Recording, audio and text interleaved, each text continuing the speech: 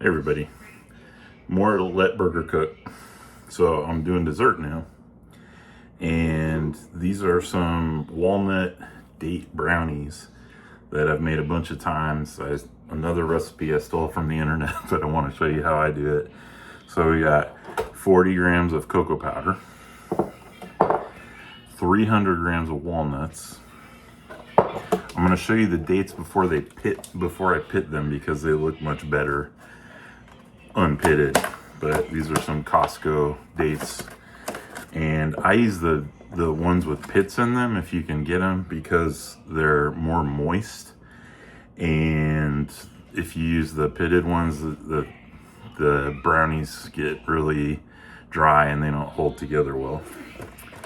And we've got our mold, our muffin pan. This one is a silicone one. It's not going to go in the oven, and it comes out really nicely after being in the fridge for a while.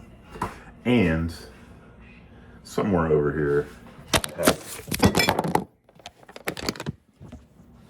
and we have our dark chocolate chips. The recipe calls for 100 grams. You get a real light, thin layer with 100 grams. I would go 150, and you get messy, and you can lick the rest up with a spoon afterwards.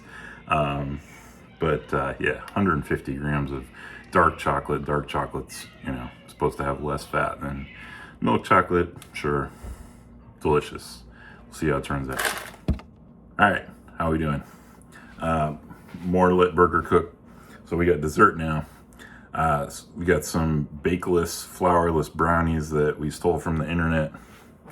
Main ingredient, 240 grams walnuts, 300 grams dates. Use pitted dates and take the pits out because it gets too dry if you use the pitted dates. 40 grams cocoa powder. We need a mold. We're gonna put this in the fridge for a couple hours, and if you pack it in real tight, it'll stay together. And our chocolate chips, we use dark chocolate. You can use unsweetened chocolate, but this dark chocolate doesn't have too much sugar. But if you want to stay away from the sugar, you can use bittersweet, or just bitter, not bittersweet. You can use baking chocolate and add Splenda or something later, or if you like it bitter, just use the baking chocolate. The most important thing is get a good food processor. I burned out 2 of my cheap food processors doing this. When you chop up the dates in the food processor, when you chop up the walnuts, it'll burn out a cheap food processor. The one I got, Walmart version, Black & Decker, it's working great, but make sure it's got a nice blade in it. We'll be back soon. Go to the mixer. This goes on low for, could be 2-3 minutes, doesn't matter, just make sure it's nice and integrated all together. It's just 3 ingredients, but it's kind of sticky, so the mixer works really well for this. Here's what the dough looks like after it's mixed. We're taking a big spoon, we're scooping it out into our individual cupcake molds, and then we come with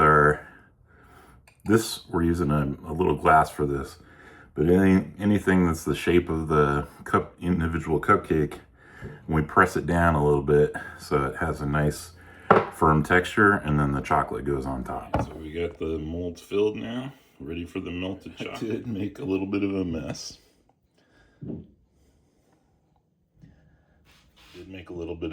As you can see, but this is part of the process. We're going to trust the process. And these, make sure that the chocolate gets all the way up to the edge of each mold. And we'll take these out in the morning, and they should look real nice.